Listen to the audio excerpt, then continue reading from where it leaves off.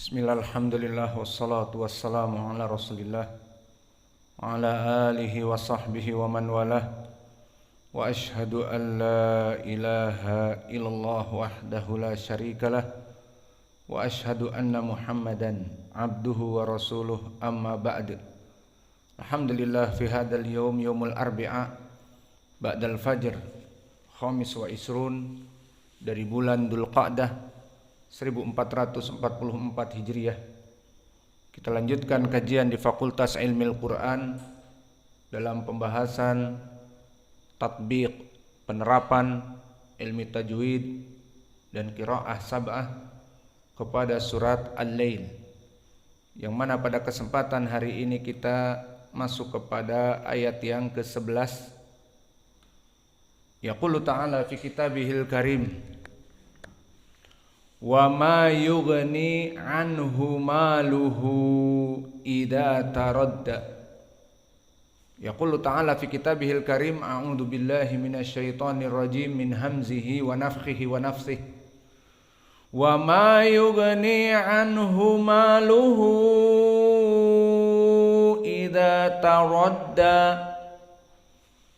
Maka ucapan Allah yang kita baca dari qiraah Hafs an Asim, wa ma yughni, maka waw di sini huruf muraqqaqah, wal mim kadzalik muraqqaqah, wal alif muraqqaqah mengikuti dari mim.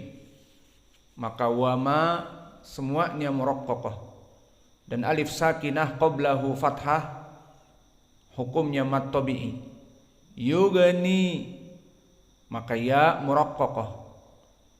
Amma gha ghaghiru ag, maka dia adalah mufakhamah, yughni, karena dia termasuk dari huruf khussa dagtin qil, syahiduna dagtin gha. Maka gha mufakhamah dan yughni nun muraqqaqah wal ya muraqqaqah wa huwa ya as-sakinah qablahu kasrah idan mad tabi'i harakatan. Adapun gha di sini dalam keadaan sukun, maka kita masuk kepada makhraj dan sifatnya dan sering terulang gha.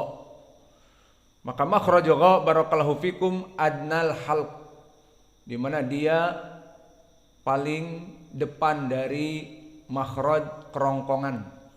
Maknanya adna ay qaruba ila lisan, mendekati kepada lisan, adnal halq, dan dia bertetanggaan dengan kha. Gha kha sama, ghaghiru al, khakhihu al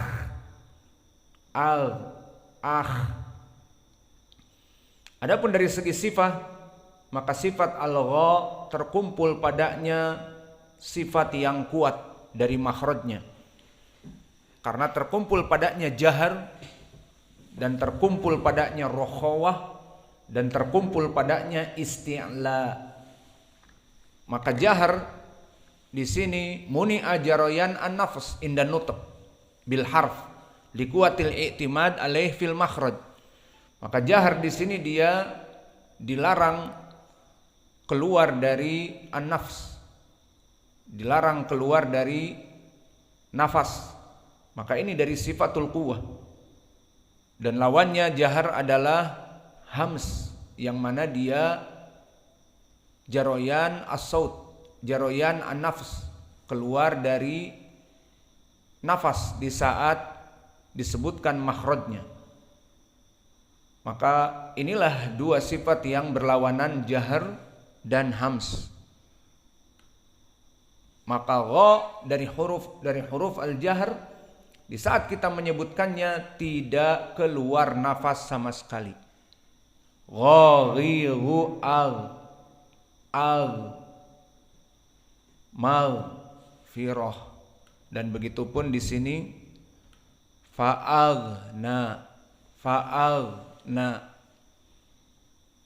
Namun selain dari dia mempunyai sifat jahar yang lawannya adalah mahmus, dan juga dia mempunyai sifat rokhawah, Dan makna rokhawah adalah jaroyan as-saut. Gimana di sini? Tadi muni'a jaroyan an-nafs. Sekarang jaroyanus saut, keluar dari suara. Maka itulah sifat dari gha. Maka gha di satu sisi nafas ditahan.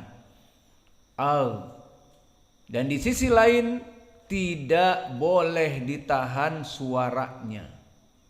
Maka masih ada lepas suara, bocor. Dan itu yang menyebabkan dia bersifat rokhawah, sehingga disukunkan gha harus ada renggang waktu. Fa'alna bocor dari segi suara. Namun nafas fa'alna tidak. Maka oleh sebab itu kita ingin membedakan bagaimana jaroyan as-saut dan bagaimana muni'a jaroyan an-nafs. Kita kembali kepada lawannya. Maka dia adalah jahar, lawannya hams. Gimana coba hams? Jaroyan an-nafs. Seperti ta, kaf, ta, ti, tu, at. Ada keluar. Kaki, ku, ak. Dan begitu pun sa, si, su, as. Adapun gha di sini lawannya dari mahmuz adalah adamul jaroyan an-nafs yang bersifat jahr. Maka tidak seperti tadi kaf, ta, sin, as, ak, at. Maka gha al berhenti. Tidak ada jaroyan nafs al. Namun selain itu ada sifat rokhawah. Dan rokhawah kebocoran, jaroyan as-saut. Maka kita harus membedakan apa kebocoran suara dan apa kebocoran nafas. Adapun jahar tidak boleh bocor nafasnya, seperti ta, at, kaf, ak, fa, af, ha, ah, sa, as. Maka gha, al. Namun dengan kita menyebut al, masih ada suara yang bocor, sehingga dia menyebabkan rokhawah yang memanjangkan sedikit, meskipun bukan matabi'i, namun ada sedikit tenggang waktu. Fa'al, al, ada sedikit. Berbeda dengan nafas, al, tidak ada. Maka awas, fa'al, na, jangan disebut qalqalah, salah bacanya. Kita katakan gha pada dasarnya bukan huruf qalqalah. Baju di toko, tidak ada gha. Namun di sini karena sifat rokhawah sehingga seakan-akan dia qalqalah. Dan dia tidak boleh keluar nafas, hanya sisa suara. Maka fa'alna ghairil maghdubi, harus ada jenjang waktu. Maghdubi, maghfirah, bukan qalqalah sama sekali. Dan itulah sifat rokhawah. Lalu misalnya kalau dia bukan jahar, contohnya misalnya gha ini, karena tadi rokhawah kebocoran suara, juga misalnya bocor nafas jadi hams, maka keluar gha-nya. Maghfirah, aghna. Namun karena dia jahar tidak boleh hams, maka gha-nya menjaga dari nafas. Fa'alna, ada jenjang waktu. Maka inilah sifat dari pertemuan di huruf gha antara ar-rokhawah yang dia keluar suara dengan jahar yang tidak boleh ada kebocoran dalam nafas. Al, namun ada suara sedikit ghe. Fa'alna, maghfirah, maghdubi alaihim. Dan begitupun dari sifat gha adalah isti'la. Kenapa isti'la? Karena dia huruf mufakhamah. Maka semua huruf mufakhamah isti'la.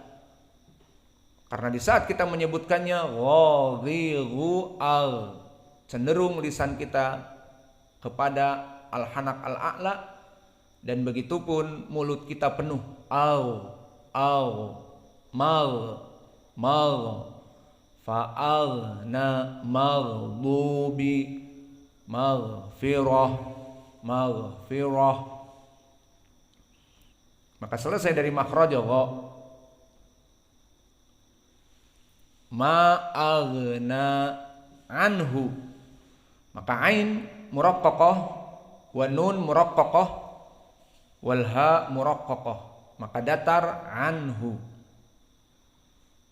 Maluhu, mim kadalik muraqqaqah dan alif matabi'i, maka alif di sini sakinah juga muraqqaqah mengikuti mim. Maluhu, lam muraqqaqah wal ha muraqqaqah. Adapun hukum ha di sini, maka dia mempunyai kekhususan mad silah kubro. Kenapa mad silah kubro? Terpenuhi 3 syarat padanya. Syarat yang pertama, dia ha ad-dhamair. Maluhu, maka dari segi i'rab nanti malu mudhaf dan dhamir ha dia, hartanya dia, mudhafun ilaih. Maka hu di sini dhamir muttasilan dengan ism, maka dia mudhaf ilaih. Maka syarat yang pertama, dia dhamir ghaib. Hu, dibangunkan, coba, you, kum, wake up. Siapa yang ngantuk itu pergi wudu. Jangan ngantuk terus sampai tidur, sampai kepalanya nempel ke tanah. Bangun, tidur, bawa sekalian nanti bantal ya pas balik lagi ke sini. Bangun, berwudu, hakada. Tidur terus sampai nempel ke tanah. Ismin talabul ilm hada. Maka mad silah kubro terpenuhi syaratnya. Yang pertama ha dhamair, dan yang kedua sebelum dari ha mutaharrik, maluhu, dhammah lam, dan juga hamzah yang berharokat. Maka terpenuhi dari syarat yang kedua. Adapun syarat yang ketiga, bertemu langsung dengan hamzah. Ha ini bertemu langsung dengan hamzah, maka jadilah dia mad silah kubro.